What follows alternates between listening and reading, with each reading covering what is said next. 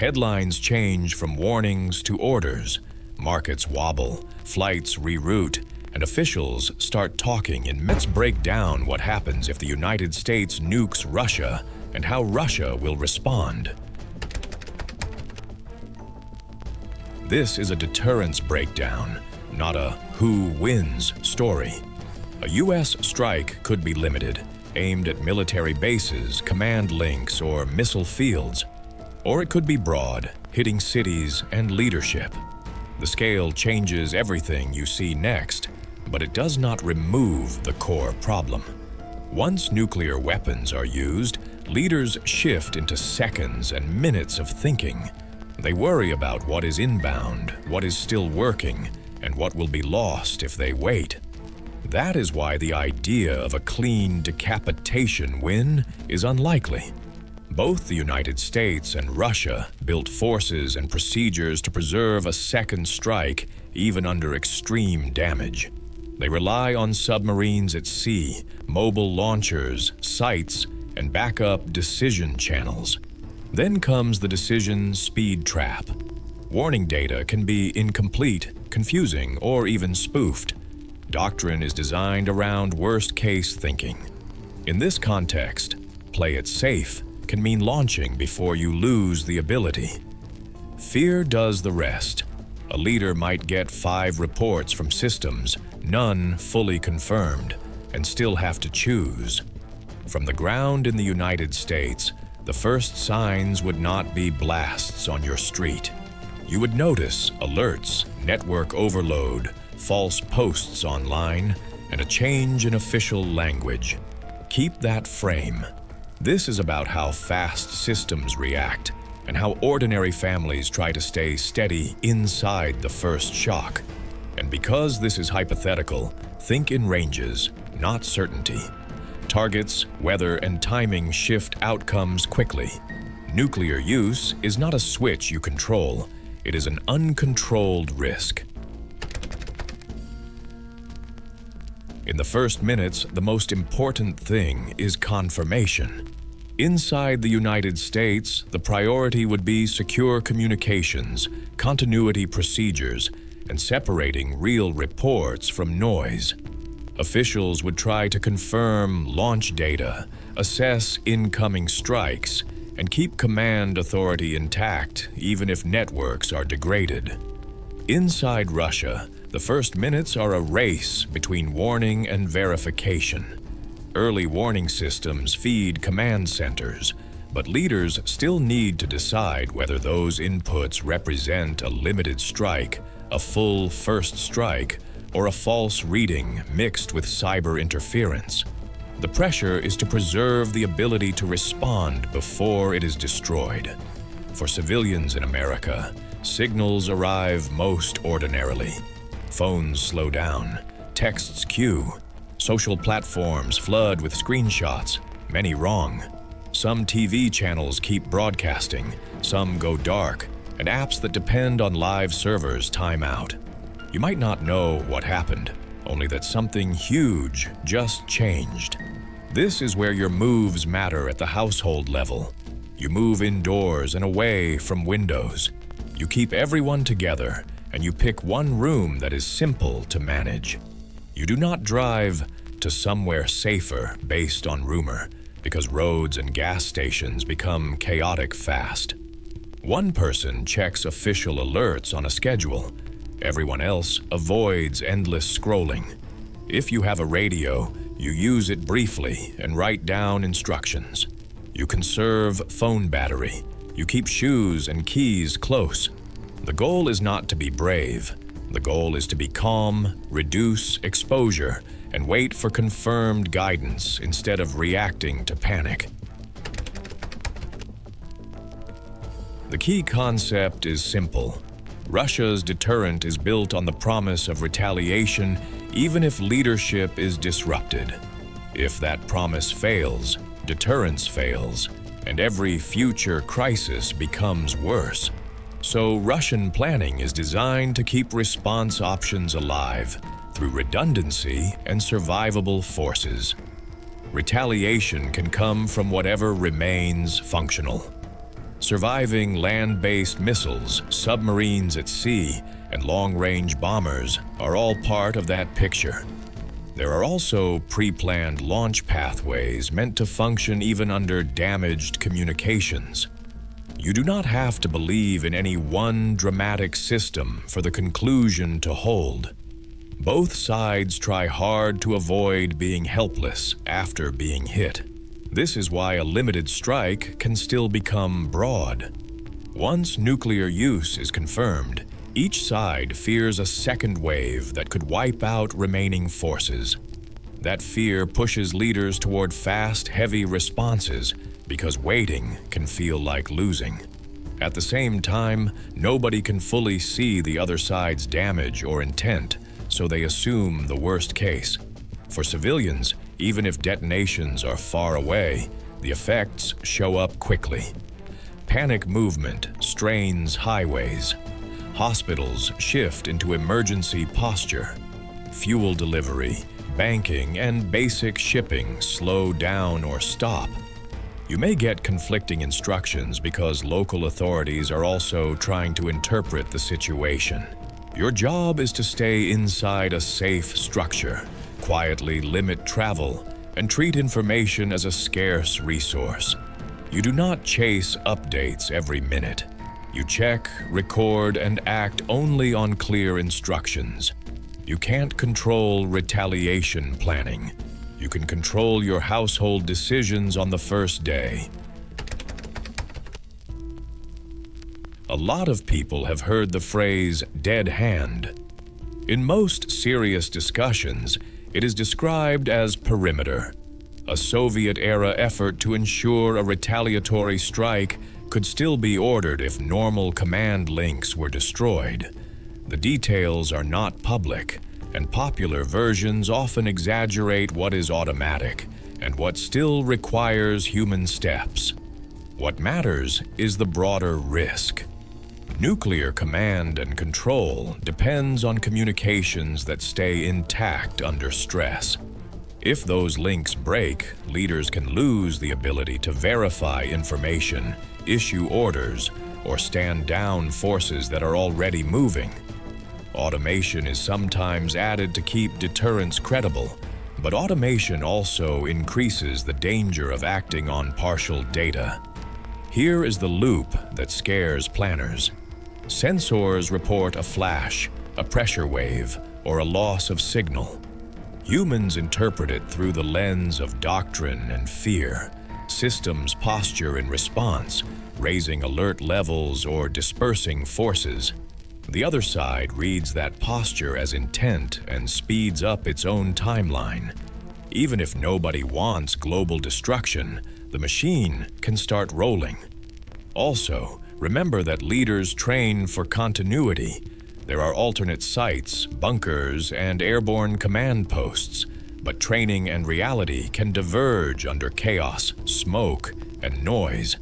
Subscribe to the WW3 files for calm, practical crisis analysis that helps you think clearly under pressure. For your household, the lesson is not technical, it is humility. You might not get clear answers quickly.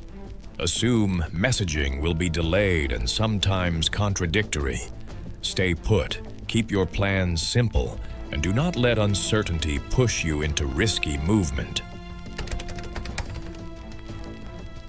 A U.S. strike on Russia would rarely stay a two-country problem.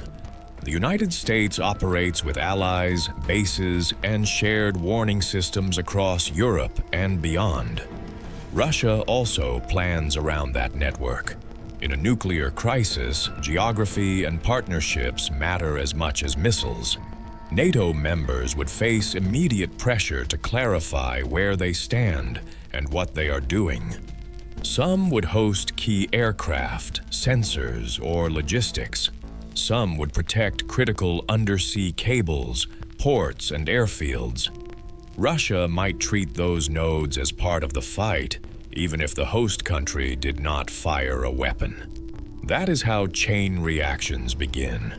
There are a few common trigger points, strikes that land near or on NATO territory, even by accident.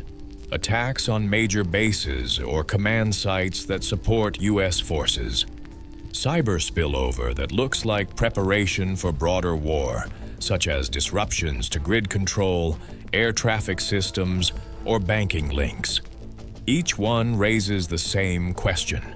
Is this the start of something bigger or a side effect? Political response and military response are not the same, but in a fast crisis, the line can blur. A statement meant to deter can be read as an ultimatum. A defensive air patrol can be read as the start of a strike package. That is why de-escalation channels, even simple hotlines, matter. For you, the practical point is that Allied decisions can reshape risk quickly. Watch for travel restrictions, fuel ration plans, and cyber warnings, and keep your household flexible rather than locked into one plan. Keep cash and paper copies at home. If this happened, most Americans would not see war in the sky. They would feel it in systems. Alerts could be confusing, sometimes repeated, sometimes delayed. Phone networks would choke. Airports and many schools would close fast, partly for safety and partly because staff cannot get clear guidance. Major facilities would move to lockdown or restricted access. Officials would urge shelter, limit travel, and ask people to stop flooding emergency lines. Fill containers with water and set out flashlights before utilities fail tonight. The emotional reality is messy. Denial shows up as, "This can't be real." Bargaining shows up as, "If we drive west, we'll be fine." Anger shows up as blame, online and in person. Families argue over whether to stay put or move. That argument is dangerous when you do not have reliable information. Your safest posture in the early hours is simple: shelter away from windows. Keep the family in one manageable space. Conserve phone battery and do not waste it on constant refresh. If you must communicate, use short texts rather than long calls. Do not drive unless authorities clearly instruct you to, because traffic, outages, and fear can turn a normal highway into a trap. Create a small structure. Decide check-in times. Assign one person to monitor official updates every hour or two. Keep children busy with quiet tasks and reassure them with actions, not big speeches. For older relatives, focus on meds, warmth, and hydration. The aim is not perfection. It is avoiding self-made chaos. In a crisis that moves faster than your emotions, a calm routine is a kind of protection. Even countries far from any blast zones would feel the shock quickly. Banks may limit transfers, not because money vanished, but because systems are unstable and fraud risk rises. Air routes would be disrupted, both from safety concerns and from clogged airspace. Shipping companies could pause movements, and insurers could price routes as high risk overnight. Employers may pause operations, and many people will miss paychecks, so savings matter more than gadgets. Fuel is the obvious pressure point. Any sign of nuclear exchange spikes oil and gas prices, and that cost rolls into food, farming, and trucking. Ports tighten security. Some goods sit on docks waiting for new rules. Pharmacies and hospitals may struggle with supply timing, even if they have inventory, because delivery networks depend on fuel, staffing, and working communications. Medical systems would be stressed even in places never hit. Hospitals prepare for surge. Emergency services have to plan for evacuations, contamination screening, and staff shortages. Public health agencies would push guidance that changes as they learn more. That shifting guidance can confuse people, but it is normal when the situation is still developing. You might never see a flash, yet you would feel the system shaking through higher prices, shortages, and unstable information. That is why preparation is not about building a bunker. It is about making your life less fragile. Keep a little extra prescription supply when you can. Store water and basics. Hold a small cash buffer. And keep your mind clear enough to avoid being moved by rumor, rage, or false certainty. If nuclear weapons were exchanged on a large scale, the first day would not be the end of the story.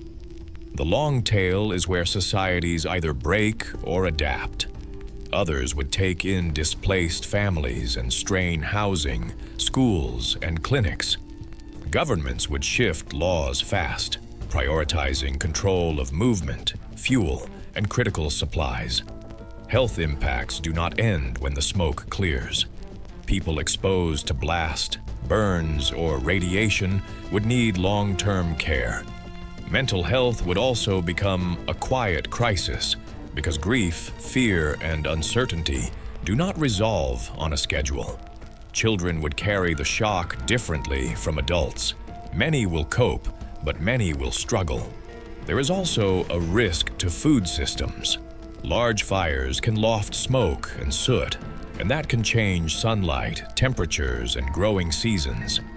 Even without direct hits on farms, global trade can seize up, making some regions hungry simply because they cannot import what they need. That is one reason nuclear war is not a regional event, even if the weapons fall in one part of the world. Over the years, politics can harden, borders tighten, trust drops, military spending grows. Some societies rebuild with new habits, decentralized power, local supply, and stronger community coordination. Others fracture along lines that were already stressed. Retaliation is not victory. It is a mutual loss on a scale that is hard to hold in your mind. Preparedness is not fear. It is reducing fragility while life is still normal. That starts with basics, not extreme plans. This is an analysis, not a prediction or a wish. Nuclear war grows from panic and misreads. Your defense is calm planning, reliable alerts, and basic supplies, not obsession or fear.